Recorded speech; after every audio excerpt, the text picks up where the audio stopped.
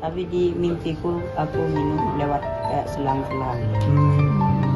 Tapi enggak ya, di nyatanya enggak hidup. Itu hanya mimpi tapi ya. Ya, mimpi tapi kayak asli minumnya rasanya.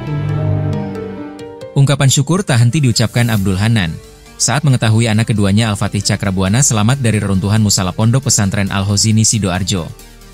Dikutip dari Suryako ID, bahkan ia merasa mendapat keajaiban karena rupanya Al-Fatih tertidur pulas selama berada di dalam puing reruntuhan sekitar 3 hari. Peristiwa ambruknya musala itu terjadi pada Senin, 29 September 2025, sore. Al-Fatih baru berhasil dievakuasi pada Rabu, 1 Oktober 2025, sore. Jika dihitung Al-Fatih berada sekitar 3 hari di dalam puing reruntuhan bangunan.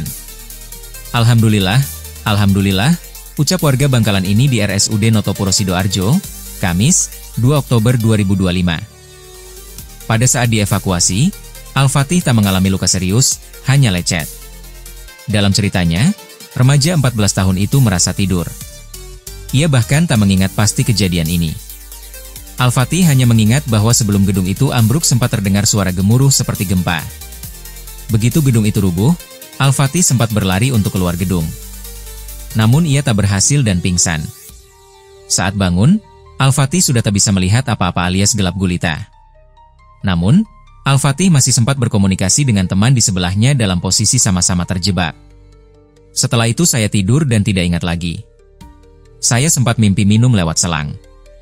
Mimpi tapi kayak asli rasanya, kata Al-Fatih saat bercerita di atas tempat tidur tempat ia dirawat di RSUD Notopuro Sidoarjo. Dalam tidurnya selama 3 hari itu, Al-Fatih merasa mimpi berkeliling ke sejumlah tempat. Namun, ia tak mengingat rinci. Ia hanya ingat, berkeliling menggunakan transportasi pick-up. Di dalam reruntuhan itu, Al-Fatih sebenarnya tertimpa gundukan pasir dan seng. Namun komponen inilah yang menyelamatkan posisi Al-Fatih dari puing-puing bangunan. Al-Fatih baru sadar saat ada bunyi suara petugas tengah menggetok puing-puing. Semula, ia mengira itu suara tukang sedang menggarap bangunan. Namun rupanya itu adalah petugas yang berupaya untuk menyelamatkan Al-Fatih. Terus saya tanya apakah sudah bisa keluar. Akhirnya saya bisa keluar dengan merangkak, ucap Al-Fatih.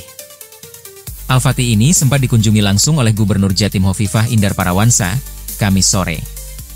Hovifah berulang kali nampak takjub dengan cerita ini.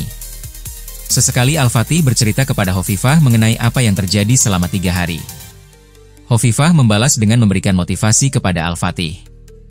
Dalam kesempatan ini, Hovifah berkeliling ke sejumlah pasien yang masih dirawat. Al-Fatih merasa tertidur aja selama 3 hari, dan terasa ada yang ketuk-ketuk di sangka tukang. Setelah dievakuasi baru dia tahu bahwa ini ada gedung yang rubuh, ucap Hovifah di RSUD Notopuro Sidoarjo. Tidur itu. Bangun tidur kayak ada gempa. Terus lari, terus pingsan, kena batu mungkin. Bangun-bangun kayak udah gelap. Di sebelah ada teman-teman. Aku tanya, kenapa? Musolanya roboh tadi, kayak ada gempa. Udah, gitu. Terus tidur lagi? Enggak. Tanya-tanya cerita. Pas wabit tidur.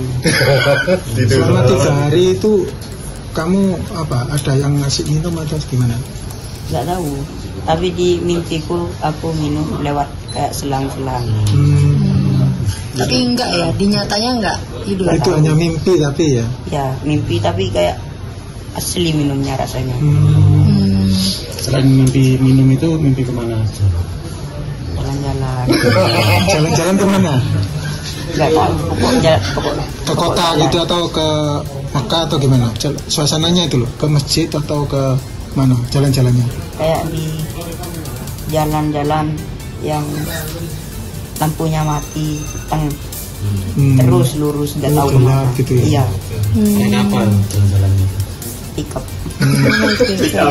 Tapi Fatih sempat lari ya berarti ya waktu dengar gemuruh itu, lari.